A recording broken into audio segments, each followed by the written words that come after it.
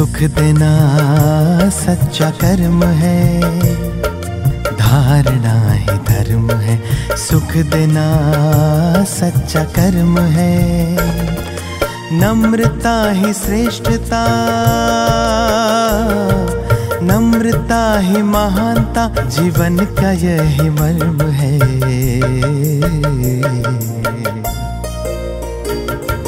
धारणा ही धर्म है, धारणा ही धर्म है।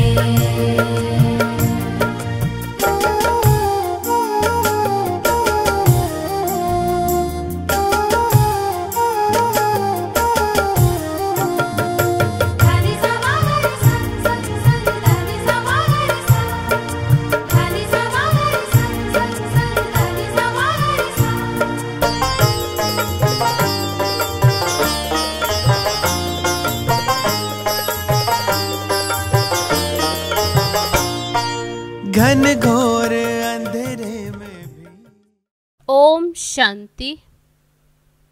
आज 29 सितंबर 2021। बाबा कहते मीठे बच्चे, इस अंतिम जन्म में ग्रस्त व्यवहार में रहते कमल फूल समान पवित्र बनो। एक बाप को याद करो, यही गुप्त मेहनत है।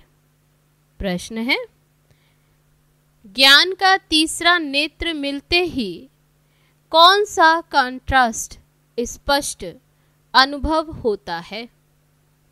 उत्तर है, भक्ति में भगवान को पाने के लिए कितना दर दर भटक रहे थे, कितनी ठोकरें खा रहे थे, अभी हमें वह मिल गया। साथ साथ रहम भी आता है कि मनुष्य बेचारे अभी तक भी भटक रहे हैं, रास्ता ढूंढ रहे हैं। बाबा ने हमें भटकने से छुड़ा दिया, हम बाबा के साथ जाने की तैयारी कर रहे हैं।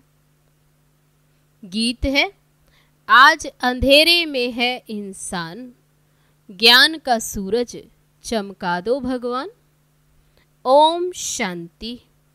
एक तरफ भक्त याद कर रहे हैं और दूसरी तरफ में आत्माओं को तीसरा नेत्र मिल चुका है, अर्थात आत्माओं को बाप की पहचान मिल चुकी है। वह कहते हम भटक रहे हैं, अभी तुम तो नहीं भटकते हो।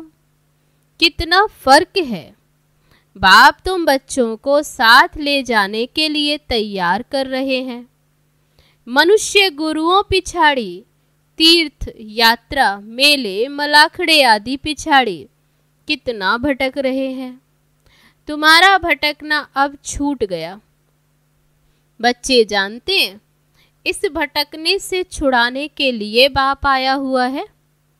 जैसे कल्प पहले बाप ने आकर पढ़ाया था, वराज योग सिखाया था, हूबहू ऐसे पढ़ा रहे हैं। बच्चे जानते हैं हम 5 विकारों पर जीत पा रहे हैं। कहा जाता है माया जीते जगत जीत। माया 5 विकारों रूपी रावण को कहा जाता है। माया दुश्मन ठहरी। माया धन संपत्ति को नहीं कहा जाता। बाबा कहते माया माना कोई धन संपत्ति नहीं। लिखना भी है 5 विकारों रूपी रावण, वह माया है। तो मनुष्य कुछ अर्थ समझे, नहीं तो वह समझ नहीं सकते। माया जीते जगत जीत। इसमें यादवों और कौरवों व असुरों और देवताओं की कोई बात नहीं। स्थूल लड़ाई होती नहीं। गाया जाता है योग बल से माया रावण पर जीत पाने से जगत जीत बनते। तुम बच्चे जानते हो, जगत कहा जाता है विश्व को। विश्व पर जीत पहनाने के लिए विश्व का मालिक ही आते हैं, वही सर्वशक्तिमान है। शिव बाबा आते हैं। ये तो बच्चों को समझाया गया है। बाप को याद करने से ही पाप भस्म हो जाते। तो मुख्य बात है याद की। याद करने से तुम्हारे से कोई भी कर्म नहीं होगा और खुशी में रहेंगे। पतित पावन बाप आए हैं पावन बनाने, तो फिर हम विकर्म क्यों करें? अपनी संभाल करनी है। बुद्धि तो मनुष्यों की है ना।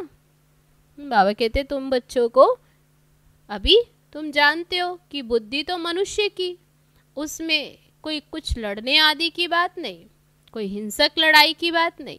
सिर्फ 5 विकारों को जीतने के लिए बाप को याद करना बहुत सहज है। हाँ, इसमें मेहनत लगती है, टाइम लगता। माया दीवा बुझाने लिए घड़ी घड़ी तूफान लाती। बाकी इसमें कोई लड़ाई की बात नहीं। वहाँ है ही देवताओं का राज्य, असुर कोई होते नहीं। हम हैं ब्राह्मण, ब्रह्मा मुख वंशावली। जो ब्राह्मण कुल के हैं वही अपने को ब्राह्मण समझते हैं।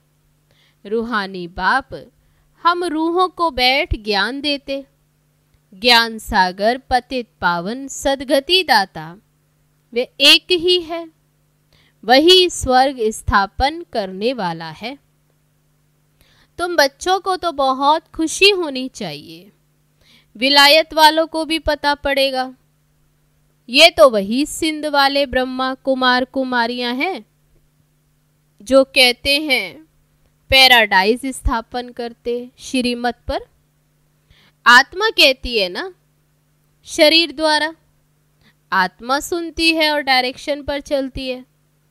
कल्प कल्प बाप ही आकर ये युक्ति बतलाते हैं। बाप है गुप्त, किसको भी पता नहीं पड़ता। कितने ढेर मनुष्य हैं। बाबा कहते उनको समझाओ, फिर भी कोटों में कोई ही इन बातों को समझते हैं। तुम बच्चे अभी समझते हो ये हमारा ऑल राउंड पार्ट है। बाप ने समझाया तुम ही राज्य लेते हो और कोई ले न सके सिवाय तुम भारतवासियों के, जो अभी अपने को हिंदू कहलाते। आदमशुमारी में भी हिंदू लिख देते।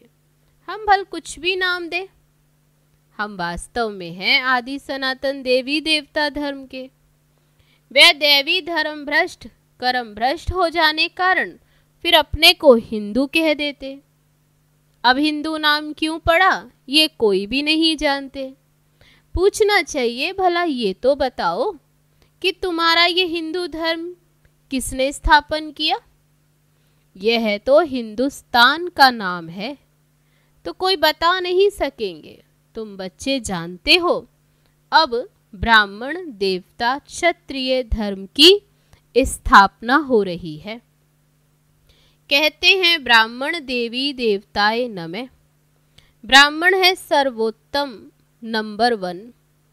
वास्तव में स्वर्ग सत्युग को कहा जाता। रामचंद्र के राज्य को भी स्वर्ग नहीं कहा जाता। आधा कल्प है राम राज्य और आधा कल्प है आसुरी राज्य। ये सब दिल में धारण करना है। अभी हमको स्वर्ग में जाने के लिए क्या करना है? बाबा कहते पूछो। तो पवित्र तो जरूर रहना ही है। बाबा कहते बच्चे काम महाशत्रु है, इन पर जीत पाकर पवित्र रहना है। इसलिए कमल फूल की निशानी भी दिखाइए। ग्रस्त व्यवहार में रहते कमल फूल समान बनना है। ये दृष्टांत तुम्हारे लिए है। हठयोगी तो ग्रस्त व्यवहार में कमल पुष्प समान रह न सके। वह अपना निवृत्ति मार्ग का पार्ट बजाते हैं। ग्रस्त व्यवहार में रह नहीं सकते, इसलिए वह घर बार छोड़ चले जाते। तुम दोनों सन्यास को भेंट कर सकते हो। प्रवृत्ति मार्ग में रहने वालों का गायन है। बाबा कहते ग्रस्त व्यवहार में रहते सिर्फ एक अंतिम जन्म। हिम्मत कर कमल फूल समान पवित्र रहो, भले अपने ग्रस्त व्यवहार में रहो। वह सन्यासी तो घर बार छोड़ चले जाते हैं। ढेर सन्यासी हैं जिन्हों को भोजन देना पड़ता। पहले वह भी सतो प्रधान थे, अभी तो वह भी तमो प्रधान बन गए। ये भी ड्रामा में उनका पार्ट है। फिर भी ऐसे ही होगा। बाप समझाते हैं, इस पतित दुनिया का विनाश तो होना ही है। थोड़ी थोड़ी बात में ही एक दो को धमकी देते रहते। अगर ऐसा नहीं होगा तो बड़ी लड़ाई लग जाएगी। तुम बच्चे समझते हो, ये कल्प पहले भी ऐसे ही हुआ था। शास्त्रों में भी लिखा है, पेट से मूसल निकले, ये हुआ। फिर होली में स्वांग बनाते। बाबा कहते वास्तव में ये मूसल जिससे विनाश करते, ये भी तुम बच्चे जानते हो, जो कुछ पास्ट हो चुका है वह फिर भी होना है। बनी बनाई बन रही, अब कुछ बननी नहीं। अभी तुम्हारी बुद्धि में सारा राज है। सिर्फ कहने की बात नहीं, किसको भी दोष नहीं दे सकते। ये ड्रामा में पार्ट है। तुमको सिर्फ बाप का पैगाम सुनाना है। ये ड्रामा तो अनादि अविनाशी है। भावी क्या चीज है वह भी तुम समझ गए हो। ये कलयुग अंत और सतयुग आदि का संगम नामी ग्रामी है। इनको ही पुरुषोत्तम युग कहा जाता। आजकल बच्चों को पुरुषोत्तम युग पर अच्छी रीति समझाना है। बाबा कहते तुम बच्चे अभी समझाते हो कि पुरुषोत्तम युग क्या है। ये युग है पुरुषोत्तम युग, पुरुषोत्तम बनने का। सभी सतो प्रधान उत्तम बन जाएं।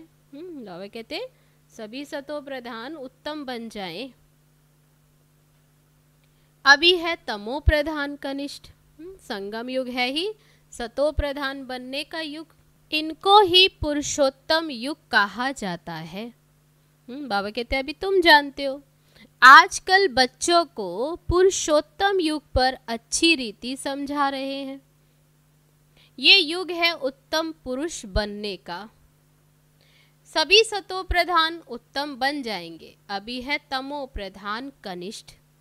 इन अक्षरों को भी बाबा कहते तुम बच्चे समझते हो।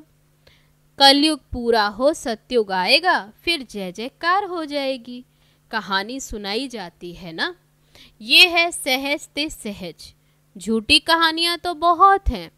अब बाप खुद बैठ समझाते। भक्ति मार्ग में तुम मेरी महिमा गाते आए हो। अब प्रैक्टिकल में तुमको रास्ता बताता हूँ, सुख धाम और शांति धाम का। सदगति को सुख गति, दुर्गति को दुख गति कहेंगे। कलयुग में है दुख, सतयुग में है सुख। समझाने से सब समझेंगे, आगे चल समझते जाएंगे। समय बहुत थोड़ा है, मंजिल बहुत ऊंची है। कॉलेज में जाकर तुम समझाएंगे तो इस नॉलेज को अच्छी रीति समझेंगे। बरोबर ये ड्रामा का चक्र जो फिरता ही रहता, और कोई दुनिया नहीं है। तब दुनिया तो यही है। बाबा कहते यहाँ ही ये चक्र फिरता। अभी तुम ये बात समझते हो। वह समझते ऊपर में कोई दुनिया है, इसलिए सितारों आदि तरफ जाते। वास्तव में वहाँ कुछ है नहीं। God is one, creation is one. मनुष्य सृष्टि यही है। मनुष्य मनुष्य ही है, सिर्फ देह के अनेक धर्म हैं। कितनी वैरायटी। सतयुग में एक ही धर्म था, उनको कहा जाता सुख धाम। कलयुग है दुख धाम। सुख और दुख का खेल है ना। बाप थोड़ी बच्चों को कभी दुख देंगे। बाप तो आकर दुख से लिबरेट करते हैं। जो दुख हरता है वह फिर किसको दुख थोड़े ही देंगे। जो आते ही हैं दुख हरने, तो बाबा कहते वे दुख थोड़े ही देंगे। अभी है रावण राज्य। मनुष्यों में 5 विकार प्रवेश हैं, इसलिए रावण राज्य कहा जाता। वर्ल्ड की हिस्ट्री ज्योग्राफी का राज अभी तुम बच्चों की बुद्धि में आ गया है। रोज सुनते हो, ये बहुत बड़ी पढ़ाई है। तो बाबा समझाते अभी बाकी बस थोड़ा समय है, उसमें बाबा से ये पूरा वर्षा लेना है। धीरे धीरे मनुष्य भी समझेंगे। बरोबर ईश्वर का रास्ता तो यही समझाते। दुनिया में और कोई भी ईश्वर को पाने का रास्ता नहीं बतलाते। ईश्वर का रास्ता ईश्वर ही बताते हैं। तुम तो उनके बच्चे पैगाम देने वाले हो। कल्प पहले भी जो निमित्त बने होंगे, बाबा कहते वही अब फिर निमित्त बनेंगे और बनाते जाएंगे। बच्चों को विचार सागर मंथन करना है। जो बने के वही बाबा कहते बनाते जाएंगे। राय देनी चाहिए, बाबा हम समझते ये चित्र होने चाहिए, इसमें मनुष्य अच्छा समझ सकते हैं। बाबा कम चित्र इसलिए कहते क्योंकि कई सेंटर्स बहुत छोटे छोटे हैं, 5-7 चित्र भी मुश्किल रख सकते। तो बाबा कहते घर घर में ये गीता पाठशाला हो। ऐसे भी बहुत हैं एक कमरे में ही सब कुछ चलाते। मुख्य चित्र रखे हों तो मनुष्यों को समझ मिले आखिरीन भगवान किसको कहा जाता, उनसे क्या मिलता है। भगवान को बाबा कहा जाता है। बबूल नाथ बाबा नहीं कहेंगे, रुद्र बाबा नहीं कहेंगे, शिव बाबा नामी ग्रामी है। बाबा कहते ये वही कल्प पहले वाला ज्ञान यज्ञ है। बेहद के बाप शिव ने ये यज्ञ रचा है। ऐसे समझाना है, ये ब्राह्मणों की रचना की है ब्रह्मा के द्वारा। ब्रह्मा में प्रवेश हो स्थापना की है। ये है ज्ञान राजयोग का। और फिर यज्ञ भी है जिसमें सारी पुरानी दुनिया की आहुति पड़ती है। एक वह ही बाप है, टीचर भी है और गुरु भी है, ज्ञान सागर भी है। ऐसा और कोई है नहीं, जो एक ही बाप, टीचर और सतगुरु। आजकल यज्ञ रचते हैं तो चारों तरफ शास्त्र रखते, एक आहुति का कुंड भी बनाते। वास्तव में ये है ज्ञान यज्ञ जिसे उन्होंने कॉपी की है। बाबा कहते यहाँ कोई स्थूल चीज आदि तो है नहीं। अभी तुम बच्चों को बेहद का बाप मिला है, बेहद का ज्ञान मिला है, और कोई ये जानते नहीं। बेहद की आहुति पड़नी है ये तुम जानते हो। पुरानी दुनिया खत्म हो जानी, वे तो खुशी होती रहती है। बाबा कहते कि राम राज्य स्थापन हो, तो बाबा कहते खुशी होनी चाहिए कि ये तो बहुत अच्छा है। परंतु वह तो जो स्थापन करेंगे वे अपने लिए ही करेंगे ना, मेहनत सब अपने लिए करेंगे। तुम ये जानते हो कि महाभारत लड़ाई भी इस यज्ञ से ही प्रज्वलित हुई। कहाँ वह हद की बातें और कहाँ ये बेहद की बातें। तुम अपने लिए ही पुरुषार्थ करते हो। तो बाबा कहते जब तक बाप को ना जाने वर्षा मिल ना सके। बाप ही आकर आत्माओं को ये शिक्षा देते हैं। तुम्हारा है सब गुप्त। आत्मा जो हिंसक बन गई उनको ही अहिंसक बनना है। किसी पर भी क्रोध नहीं करना। 5 विकार जब दान दे तब ग्रहण छूटे। इनसे ही काले हो गए हैं इन विकारों के कारण। तो बाबा कहते अब फिर सर्वगुण संपन्न 16 कला संपूर्ण कैसे बने, ये बाप ही बैठ समझाते। इन लक्ष्मी नारायण को ऐसा किसने बनाया? कोई गुरु मिला? ये तो विश्व के मालिक थे। जरूर पास्ट जन्म में अच्छे कर्म किए तब तो अच्छा जन्म मिला।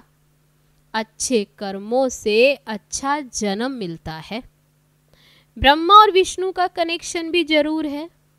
ब्रह्मा तो विष्णु 1 सेकंड में मनुष्य से देवता बनते हैं। तो बाबा कहते सेकंड में जीवन मुक्ति इसको ही कहा जाता। बाप के बने और जीवन मुक्ति का वर्षा पा लिया। जीवन मुक्त तो राजा प्रजा सब है।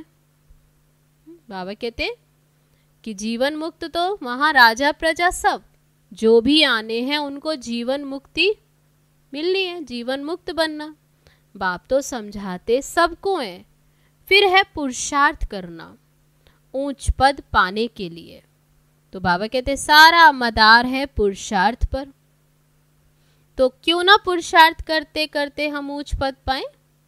बाप को बहुत याद करने से बाप की दिल पर अर्थात तख्त पर चढ़ जाएंगे। बाप तो कोई मेहनत नहीं देते, अबलाओं से और क्या मेहनत कराएंगे। बाप की याद भी गुप्त है, ज्ञान तो प्रत्यक्ष हो जाता। तो कहा जाता है इनका भाषण तो बहुत अच्छा है। सुनते हैं, कहेंगे भाषण तो बहुत अच्छा, परंतु योग में कहाँ तक है। बाप को याद करते हैं, कितना समय याद करते हैं। बाबा कहते पूछो, याद से ही जन्म जन्मांतर के विकर्म विनाश होंगे। ये स्पिरिचुअल नॉलेज कल्प कल्प रूहानी बाप शिव ही आकर देते, और कोई भी ये ज्ञान दे नहीं सकते। अच्छा, मीठे मीठे सिकी लदे बच्चों प्रति मात पिता बाप दादा का याद प्यार और गुड मॉर्निंग। रूहानी बाप की रूहानी बच्चों को नमस्ते। हम रूहानी बच्चों की रूहानी बाप दादा को नमस्ते नमस्ते। ओम शांति। अब है धारणा के लिए मुख्य पॉइंट। पहली पॉइंट, अविनाशी ड्रामा के राज को बुद्धि में रख किसी को भी दोषी नहीं बनाना। पुरुषोत्तम बनने का पुरुषार्थ करना है। इस थोड़े समय में बाप से पूरा वर्षा लेना है। दूसरी पॉइंट, डबल अहिंसक बनने के लिए कभी किसी पर क्रोध नहीं करना है। विकारों का दान दे सर्वगुण संपन्न बनने का पुरुषार्थ करना है। अब है आज का वरदान। विश्व परिवर्तन के श्रेष्ठ कार्य में अपनी अंगुली देने वाले महान सो निर्माण भव। जैसे कोई स्थूल चीज बनाते हैं तो उसमें सब चीजें डालते, कोई साधारण मीठा या नमक भी कम हो तो बढ़िया चीज भी खाने योग्य नहीं बन सकती। ऐसे ही विश्व परिवर्तन के श्रेष्ठ कार्य के लिए हर एक रत्न की आवश्यकता है। सबकी अंगुली चाहिए।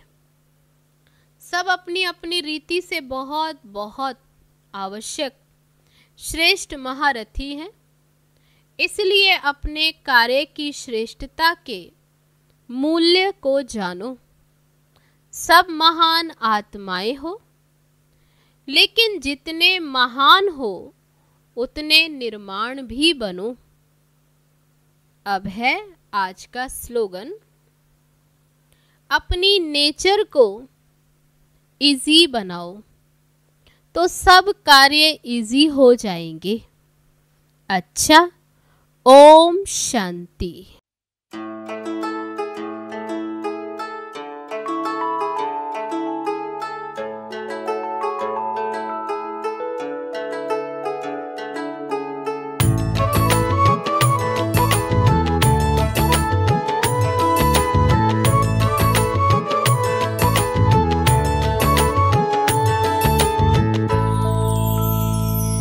कभी सोचा नहीं था भगवान मिलेगा, स्वर्ग से भी सुंदर संसार मिलेगा।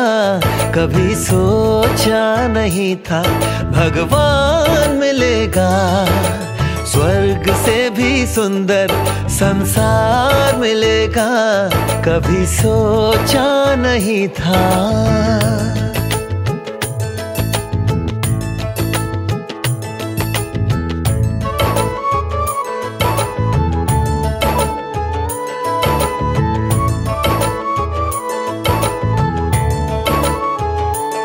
देख संगम का आनंद हर गम चला गया, मिला मीठा परिवार ये एहसास हो चला।